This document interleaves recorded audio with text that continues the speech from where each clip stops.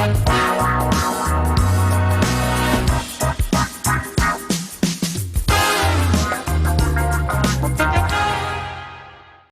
hello there, and welcome to Mission Unstoppable. Boy, it's been a couple of weeks, I think, since I've seen you guys. I saw you on Frankie Sense and more. But today I have an amazing guest. Her name is Audrey Birnbaum, and she is a gastroenterologist turned author whose book, American Wolf, From Nazi Refugee to American Spy, gained her an award as a finalist in the 73rd National Jewish Book Awards in the Holocaust memoir category. So congratulations on that.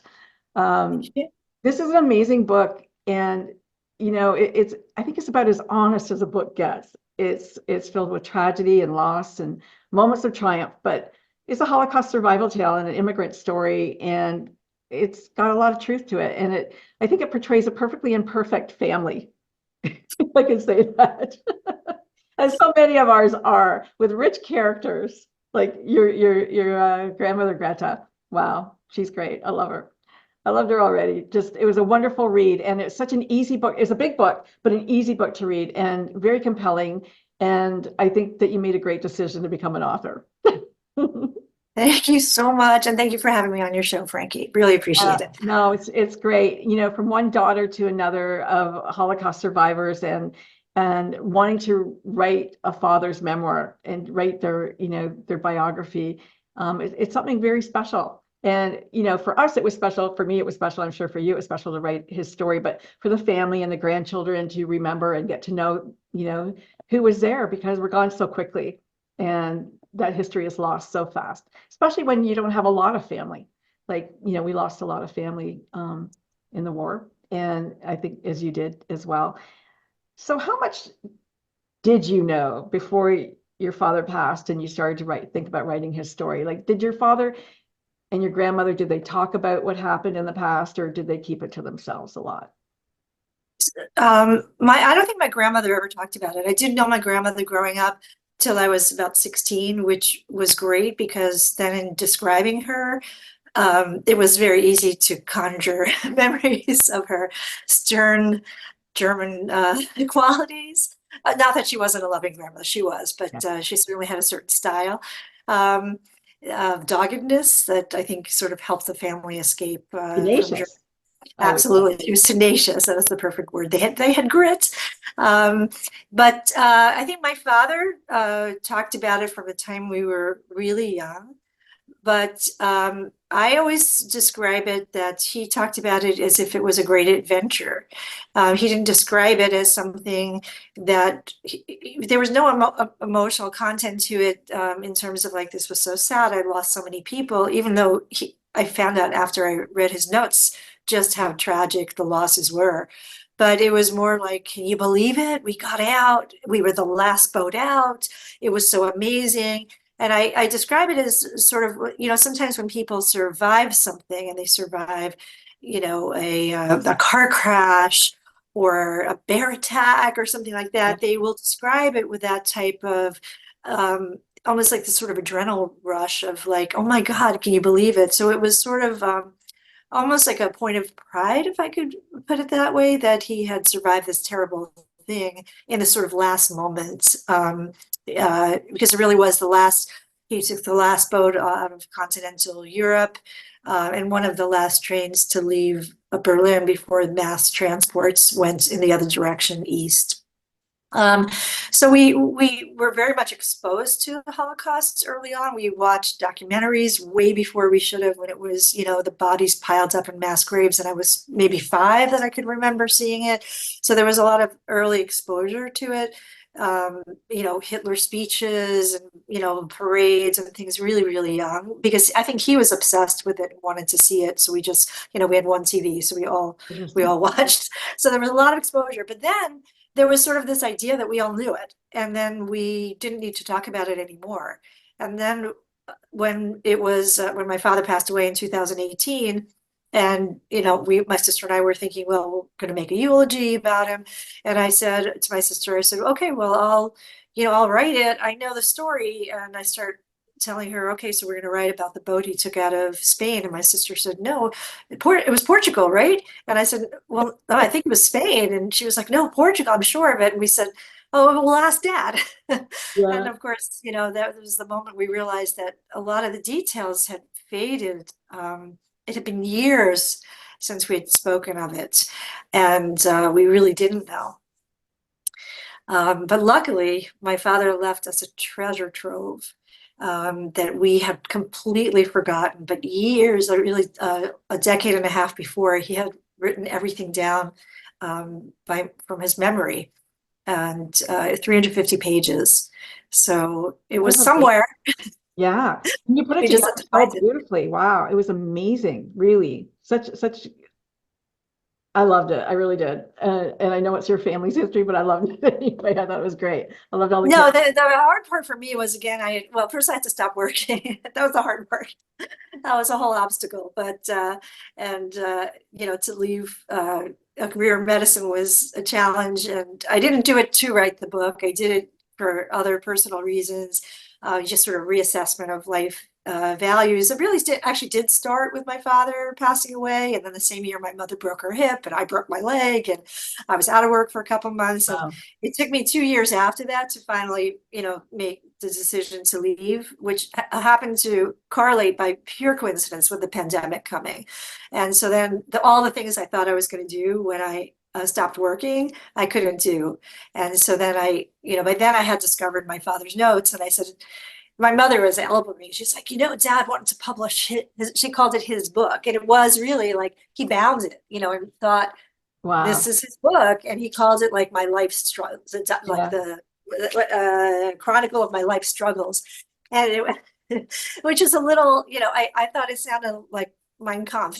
I Yeah. was like, we Yeah. can't publish this Chronicle of my as life. is. Yeah. I mean, it could go to like a Holocaust museum, but it didn't read it like a book. It read like a detailed family history. And it This was is in what English happened. or German, the It was book. in English. It was totally in English, and but it was like, you could have you could have drawn a blueprint of his apartment. This is where the bathroom is. This is Okay. where my bedroom was. Very This is what the kitchen looked like. This is what my mother used to do in the morning, and it was all wonderful material for me to work with, ah, but it wasn't written like a story that you would want to read. And in fact, I hadn't really read it because it was so hard to get through. It was like too much detail and not particularly interesting until you got to the escape part. I mean, then it was actually quite riveting. yeah.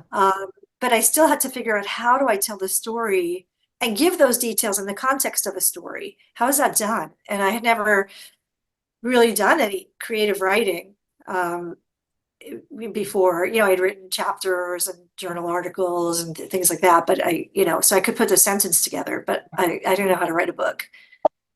You did a great job. And I actually had gotten a writing partner because I wanted to take the emotion out of my writing, because the emotional part of writing about your family and your dad especially, it's difficult.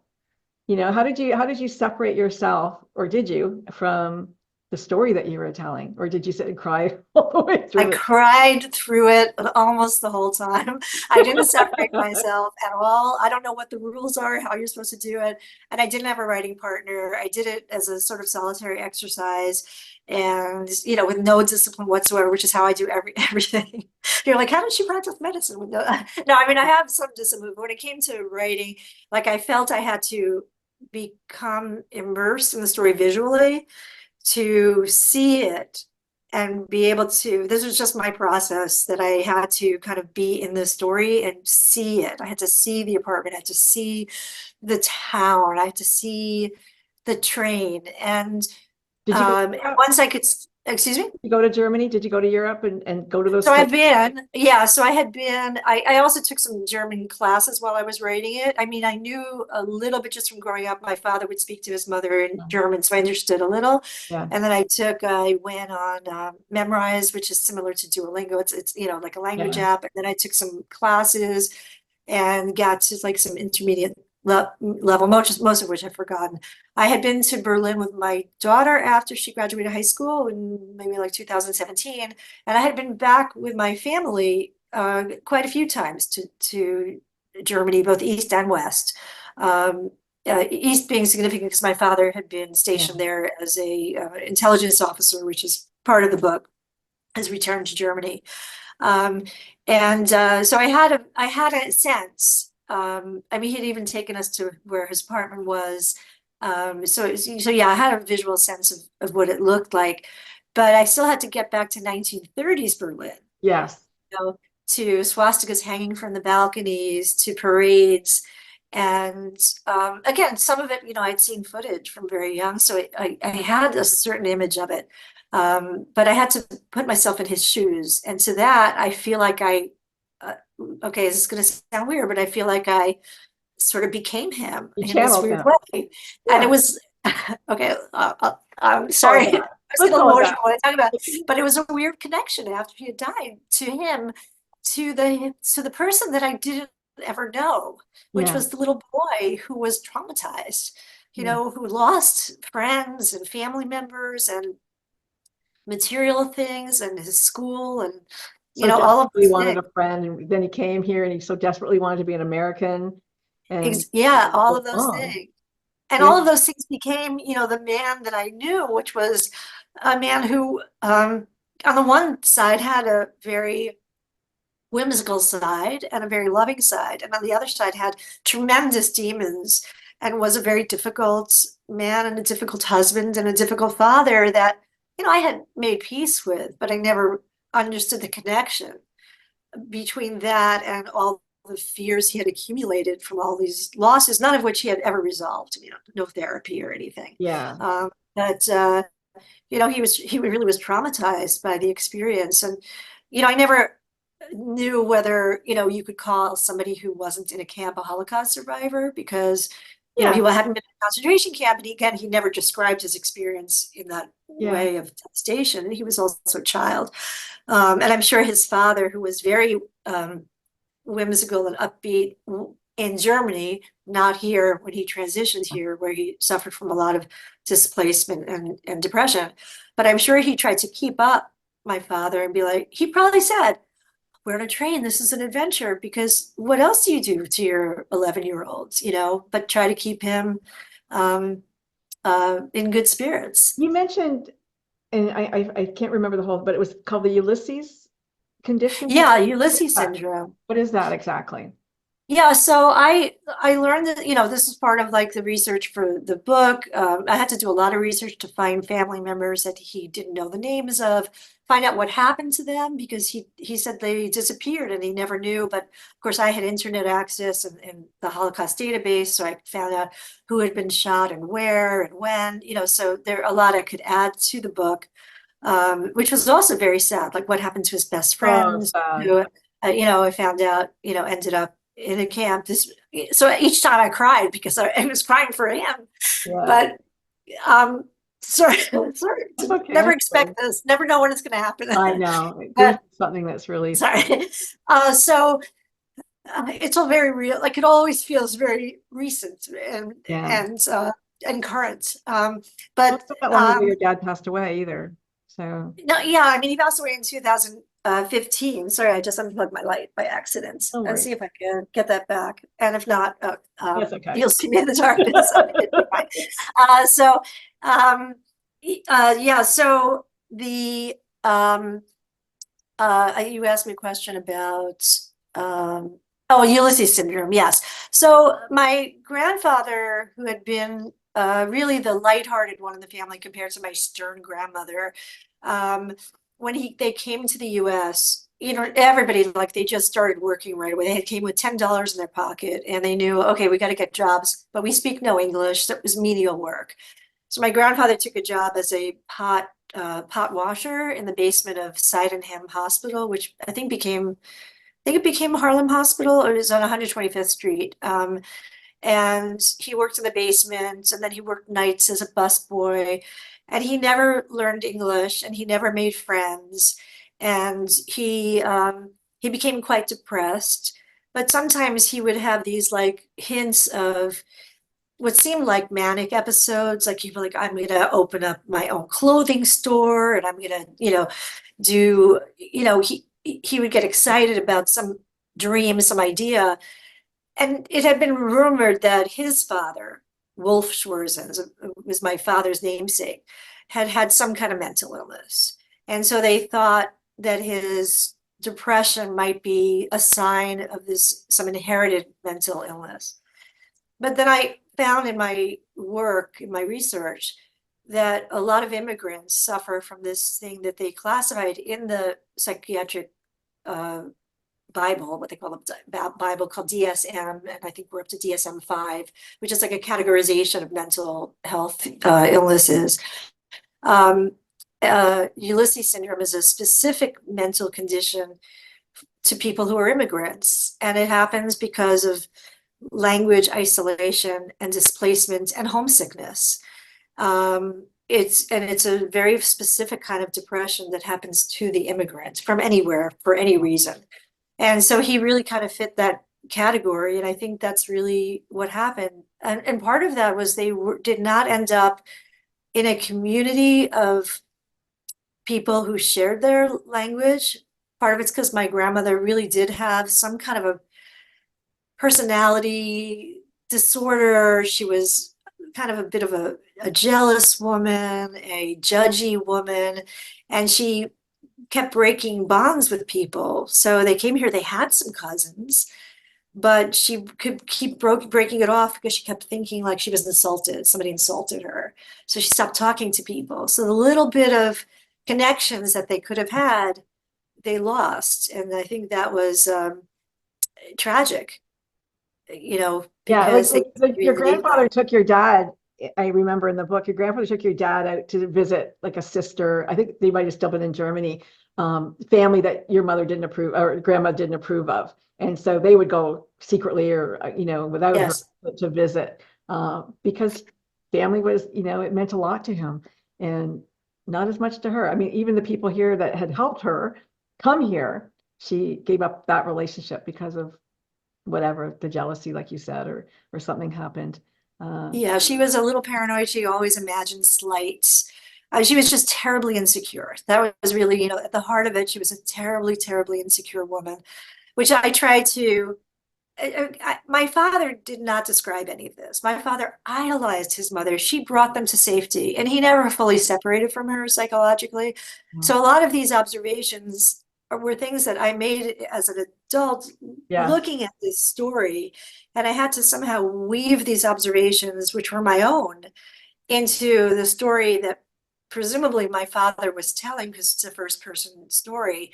So I had to create like a characters based on, so this was sort of like a merging of my father's story and my adult observations that he never was make. What And about I your think that's mom? what made it What did real. she make of her? What did he make of her? Well, your mother. What did your own mother make of her mother-in-law? Yeah, I think again that um, there was this attachment to her, like we moved into Flushing, and my father took over the apartment that he had lived with her. She moved around the corner. We talked about moving to a house. We never did. We never like moved away from her. And my mother's own mother was a little bit of a detached grandparent, who a little self-absorbed and not very present. So my grandmother Greta was she wasn't warm, but she was very dutiful. So Yeah. if we needed a babysitter, my mother went back to work as a teacher, she would be there to babysit. She made us dresses when my parents didn't have a lot of money. She would, she was a wonderful dressmaker. So she helped dress us.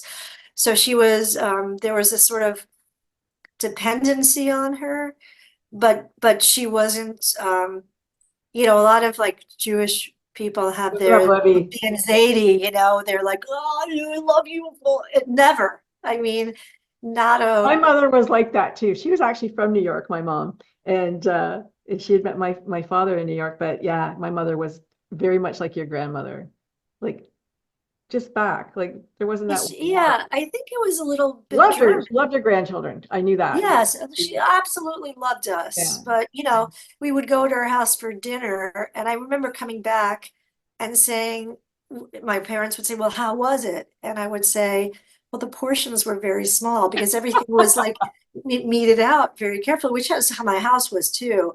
And Yeah. then my father told my grandmother that I had said this, and she was so insulted because imagine how insecure she was. And she had a cow, that I had said this. I remember this Yeah, yeah, yeah. vividly. She was so angry, but of course so hurt that I had But she complaints. had, she was so afraid of not having, and she scrimped and saved her whole life so other people could have stuff, right? I mean, when you look at the book and your father, like all of a sudden there's $20,000 in the bank and we couldn't eat dinner like for the last 10 years, but this Yes. was there. This And then, money but was, then he repeated that, in his life, which was so amazing that I'm reading this in his notes about how upset he was that he had no food in his house, and realized that it was because all they did was save it and save it and save it. And then that's exactly the playbook he followed in my life. but he didn't So see himself in that, which is he interesting, did right? not see himself in that. No, not Yeah, at all. that's funny. That is so Yeah. funny. My mom was like that too. I mean, at the end, she ate Jello. I'm like, you have money, eat.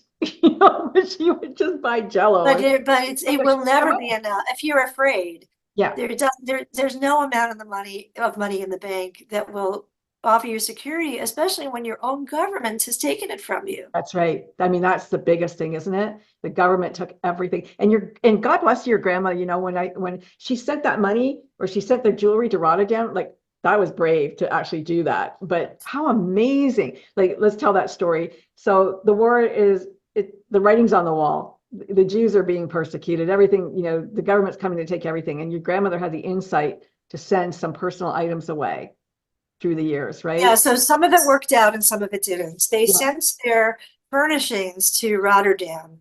They sent them on lifts by train to Rotterdam with the hope that after the war they would be reunited with their furnishings. But they had tremendous pride in what little they had in their house. They had a couple of Persian carpets. I mean, they were very middle class.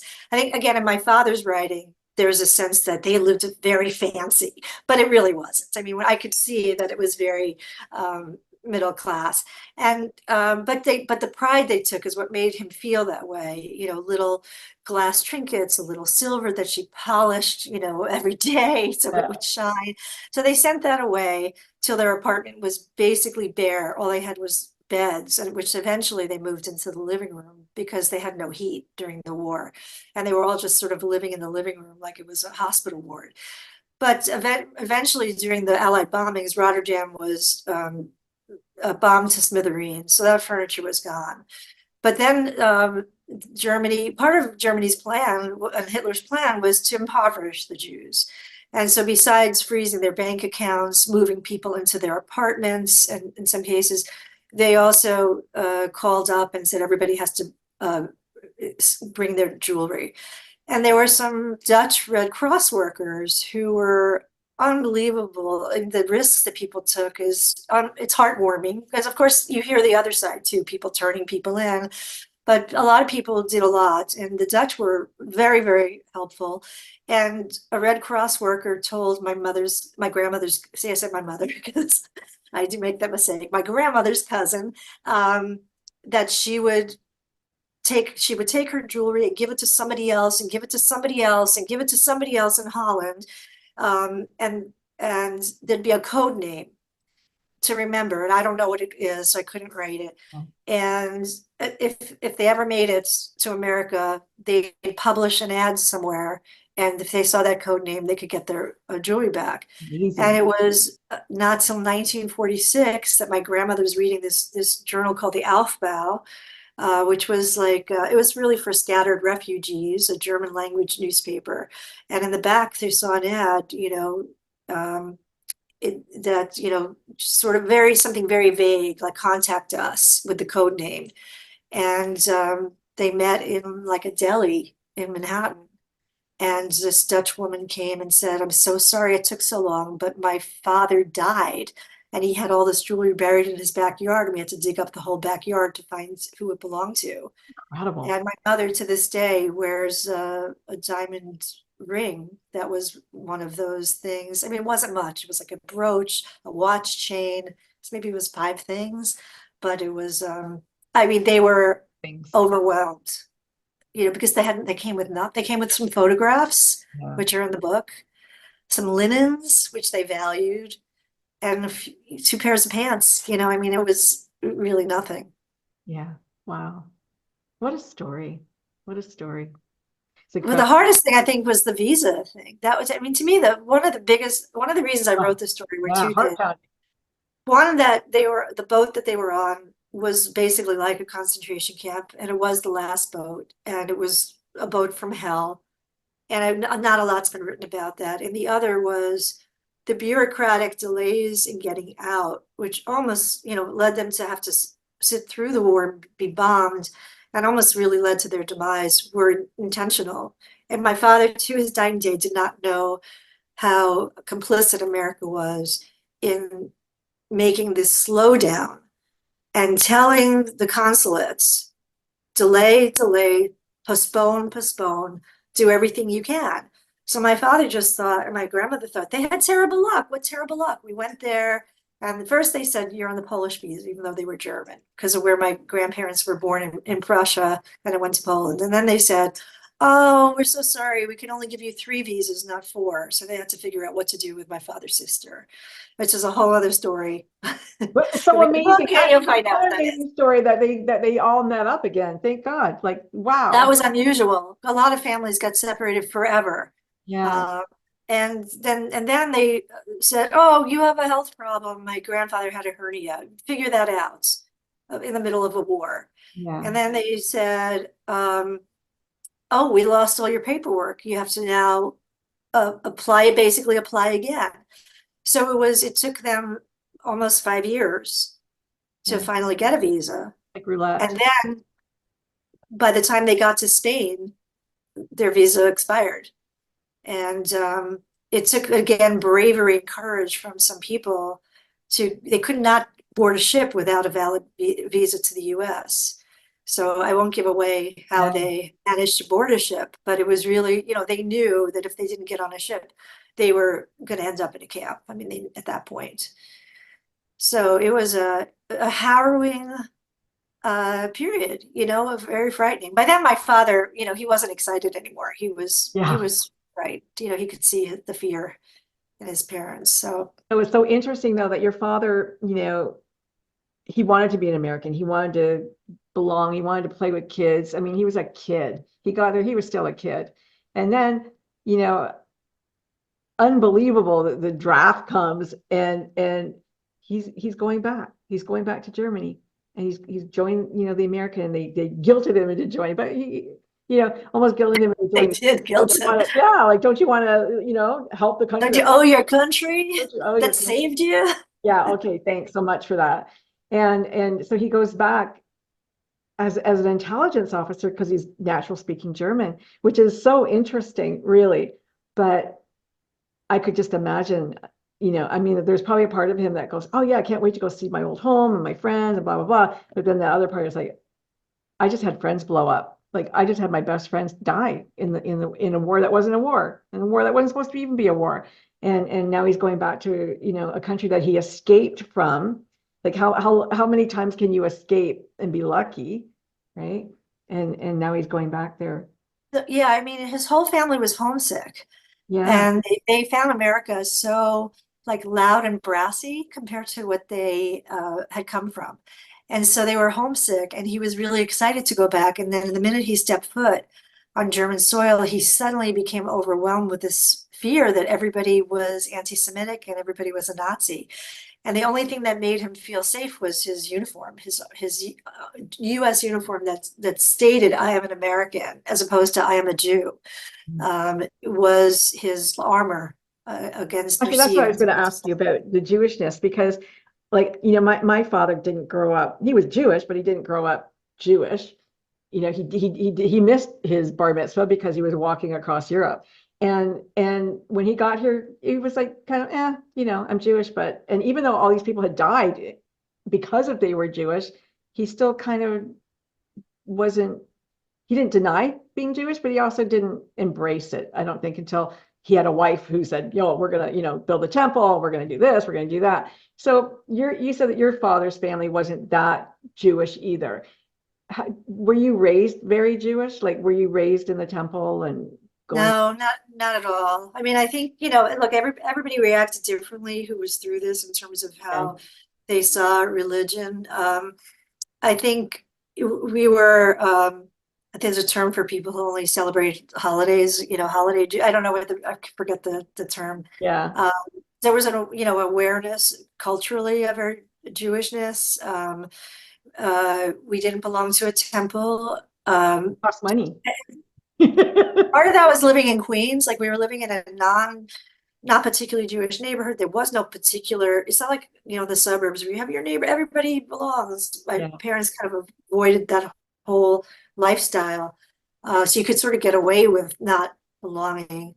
And my grandmother still went, and sometimes took me with her, but for the most part, pretty non-observant. And then my father would say things like, I think Israel's so important, because as a place of refuge. But then my parents, who were very well traveled, never went. And they would say, oh, it's too hot. But I feel like there was something like, they went to Peru. Yeah. Like, Yeah. why not Israel? They went to Korea. Yeah. I Yeah. mean, you know, uh, Singapore was hot. They went there. So Yeah. I feel like there was somehow something They felt guilt, psychological a about guilt or going, something about going. My dad went something. once, but he didn't like it. He didn't like it. And he still like he did stuff because his wife wanted him to do stuff with the temple, but he wasn't really into it, I don't think. I feel like there was a discomfort as fully identifying as Jewish that kept him out of there. I think that's what it was. Like, it was like it's like too brazen to go and say, I am a Jewish, when that was such a source of of negative things for him, both in Germany, but also when he got here. When Yeah. he got here, people were anti-Semitic and they were anti-German. Yes. And then the Jews didn't even like the German Jews, the Yeah. Eastern Jews. So like nothing was good. There was nothing good about Yeah. being Jewish for him, where Identified with he'd that. want to advertise it. So Yeah. if I had to guess, and I can't know for sure, I would say subconsciously there was a little bit of that. It's like it was very important to have Israel for everybody else, Yeah. you know. Yeah. Uh, Exactly. All those other poor Jews who needed it. Yeah. yeah, Yeah. exactly. No, I get that. I get that. I remember, being 12 years old and being in a synagogue, and I turned to my dad and said, I don't want to come back. I don't like it. I just felt like people were there to show off. And I said, I feel more in communion with God in a cornfield than I do in this place. And I never went back. And that was it. But I understood. But still, when I had children, and my husband wasn't Jewish, but still when I had children, I said, you can't deny that Jewish part of you, because our whole family was desecrated in the camps. Like there's only 3 survivors out of, like 8 brothers and sisters or whatever. Like you have to not deny it, but you don't have to practice it. And that's kind of a thing. But yeah, it's interesting. It's interesting. Well, it's a whole other conversation for another Yeah. day about what happens to the next generation that didn't really grow up with the stories and are more removed, and how that informs their politics and their sense of urgency, their sense of fear, political fear. It's not going to be the same, because I think that I grew up with a sense of foreboding always. Um, I think it couldn't, again, it could be on my DNA, see if I have epigenetics of intergenerational trauma, or it could be the way I was raised, but there's always that sense of like the shoe could drop. Yeah. Um, you Well, know, interesting enough, my aunt just before COVID, she's living in Salzburg, wrote, said, uh, the anti-Semitism is growing so much we want to leave. I go, your husband's 106 years old, you want to leave now? And she goes, it just feels like it did before Hitler. She goes, that's what it feels like. That temperature is rising. And that was very scary for them, because obviously they remembered it well. So I can't even this was, imagine. I did a book talk at my temple a couple nights ago, and that was a very big part of people's conversation, is like, because for my family in the book, there's a lot of conversation about knowing when it was time to leave, and my family being late on picking up on it. That a lot of people, things started to decline between 1934 and 1935, people lost their jobs, so they left because they had no means of income if you were a civil servant. And my grandfather worked in a store, and you could still be a business owner, so he didn't leave. And then the Nuremberg laws were a big thing. They codified anti-Semitism into law. And a lot of people said, now's the time, and they left. And my grandfather's boss, who was the store owner, he sold them the store, and they said, this is an opportunity. So they stayed. And it was right around 1936 that the anti-Semitism kind of quieted down because of the Olympics coming. And so there was sort of a lull, and things seemed, 36 was a very, very good year. So they thought they were doing really well. It was like their best year ever. And so they stayed, but a lot of people really left then. And then by 37, they knew, holy mackerel, just now everything is really kicking up. And by then everybody was putting in their applications, and it was really too late at that point. So it's like knowing when it's time to leave, and then where you're going to go that it's better than America, or you're in Canada. Yeah. A lot of people went to obviously to South America and different places wherever they could get in. But yeah, my dad went to England. His family went to New York. They, but the rest of them went there. But yeah, it's where do you go? Well, and nobody wanted to let you in anyway. That was the problem. Just like today, you're not welcome in a lot of places, and they've always been, they're tenacious, I guess is the word for them too, because they tend to move but stick around. It's interesting. It's interesting what I can't put my husband asked me once, why do people hate you guys so much? I go, I don't know. You have to ask yourself that, or ask other people that. I have no idea. Because I don't understand it really. Was it Shakespeare? Like in my mind, it was Shakespeare writing about, a moneylender. I don't know. I think it goes back further than yeah, that. it probably does. But it's kind of an interesting thing. Like why? But here we are today. Now we have a renewed sense of with the Gaza and all that. Of people targeting Jews again, and it's unfortunate and scary. It just rises to the figure. It's always there, and it just rises to the surface when it's allowed. It's always sort of there, and we should. That's what we should never forget. I always feel like when people say never forget, like the Holocaust should never happen again. But the thing we've learned from history that whether it's a pogrom, or whether it's the Spanish Inquisition, or whether it's a Roman expulsion, that there will be an again and again and again. And that's what we should never forget, is don't get too comfortable. I'm sorry to be so negative. Oh, it's true. Don't get too comfortable. Know who your real friends are. Be prepared. And don't live your life like every day like that, but don't get so comfortable. Don't assume that it can't happen, because history tells us otherwise, and all of history tells us otherwise. History tells us there'll be war again. History tells us that humans are humans. That and I don't mean that in a negative way. It's just pragmatic. Like last year I was in Berlin, and I went to the camp, and I couldn't go. I got physically ill being there. But when I was in Budapest, and you see the boots on the ground by the river, and it's like, again, it makes you sick to your stomach. And how anybody can go and see that and not feel ill is beyond me.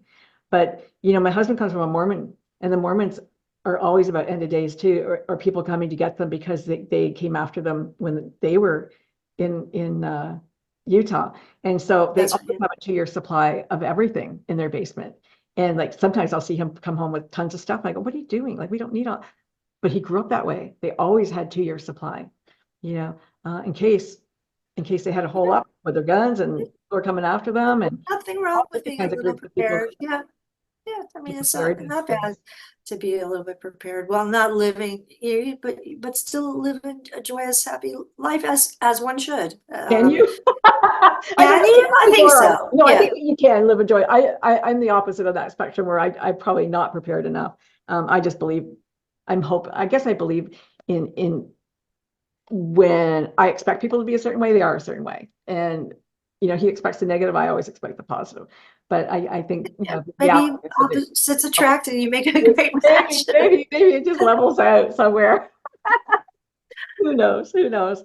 But Audrey, what a fascinating book you wrote, and what a beautiful family you have. And what did your children think? Did they read it? Or you? Yeah, well, 2 out of 3 read it. My youngest, he's just out of college. He hasn't gotten to it yet, and I'm not pushing him. But my daughter's a big reader. She really loved it. My middle son, who he's 25-year-old boy, he was just turned 26. He wasn't much of a reader either. Yeah.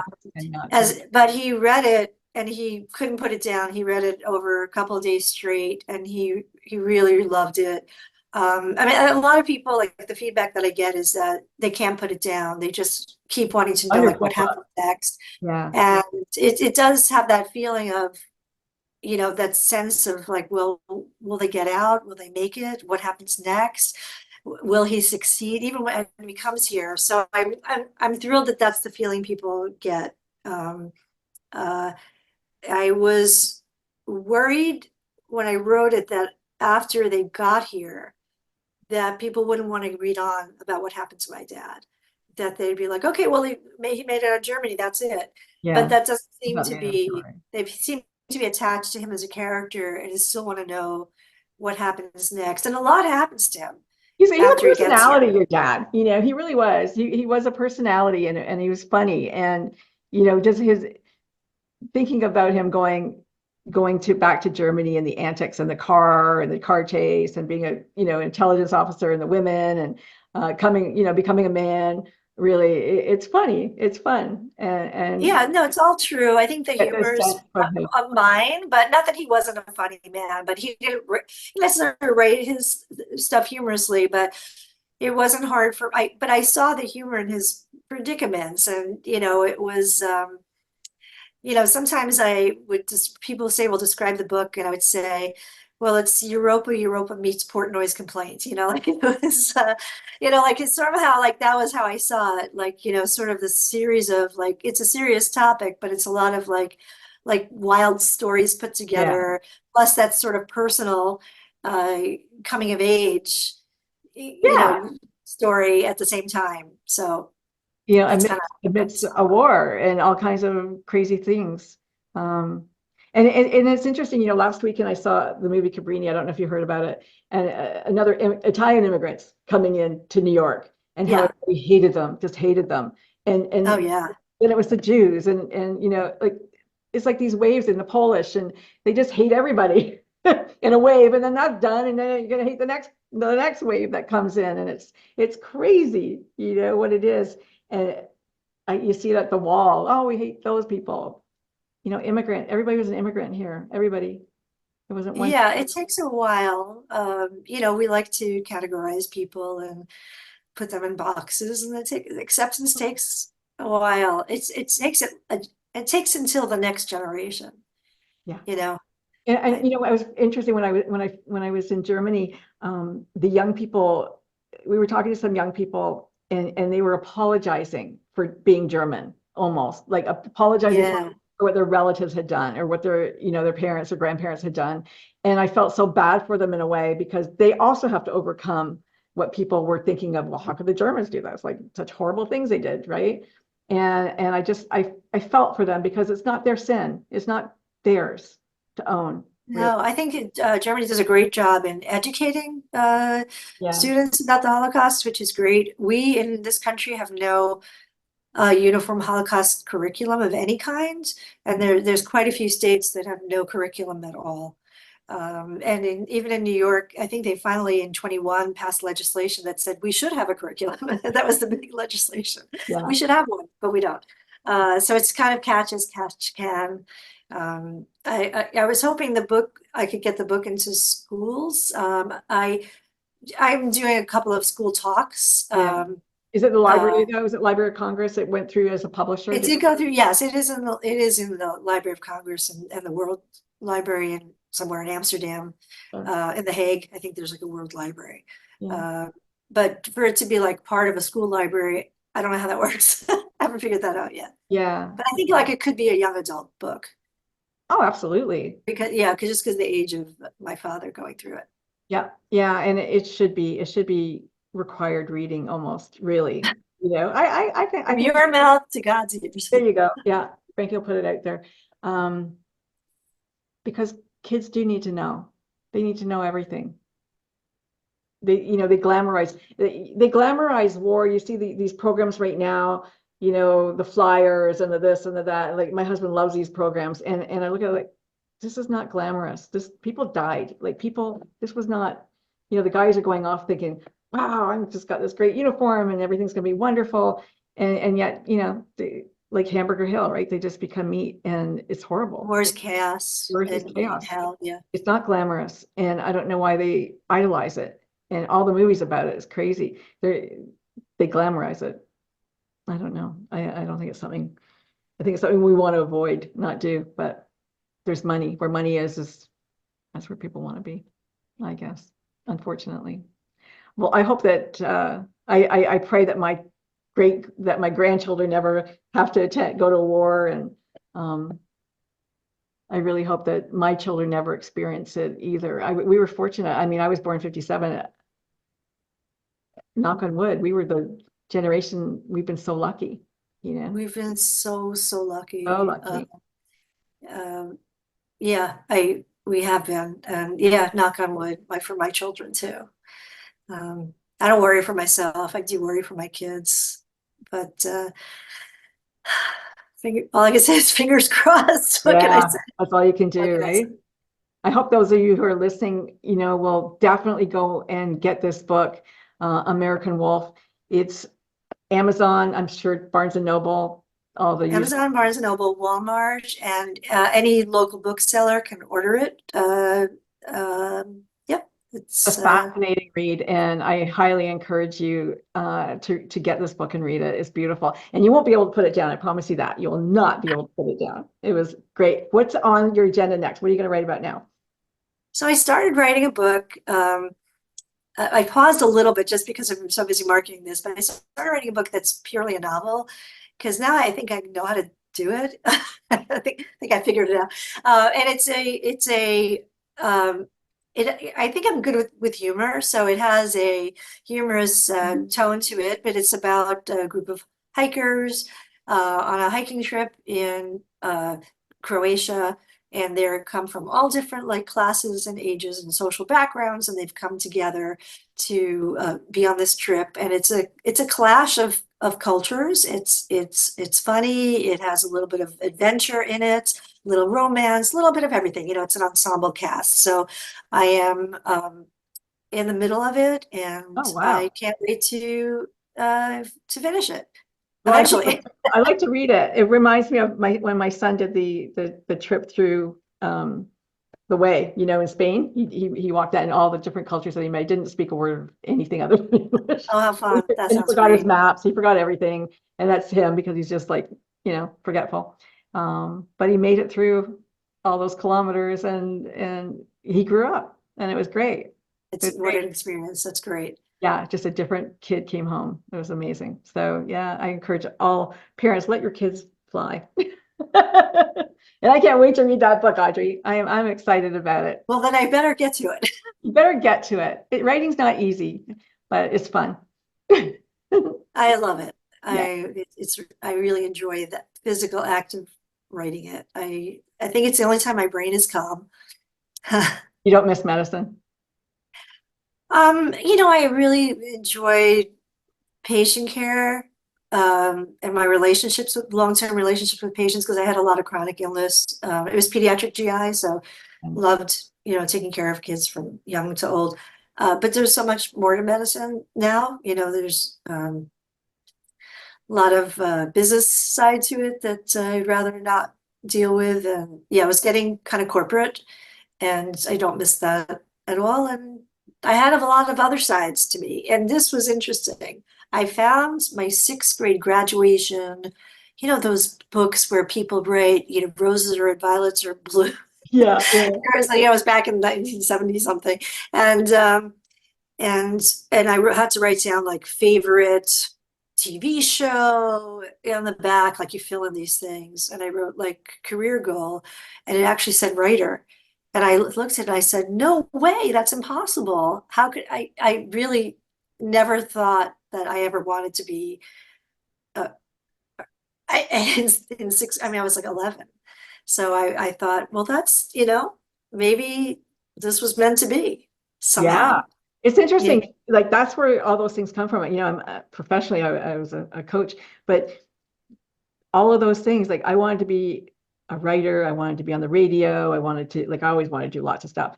And later in life, and an artist, and later in life, after I was 50, all of those things came true. And it was like, wow, look at that. I know, like you wouldn't think you'd have time for something else, but it is, now I'm thinking medicine was my hobby, and writing is actually like it was your rehearsal, your dress rehearsal for life. Exactly. That's how I could meet all these people and learn about human nature and stuff. It was just practice. Yeah, now you got characters. Thank you. Okay, goodbye, Facebook. Thank you so much. And I'm just going to come off Facebook, and yeah, I think we're done there. Thank you.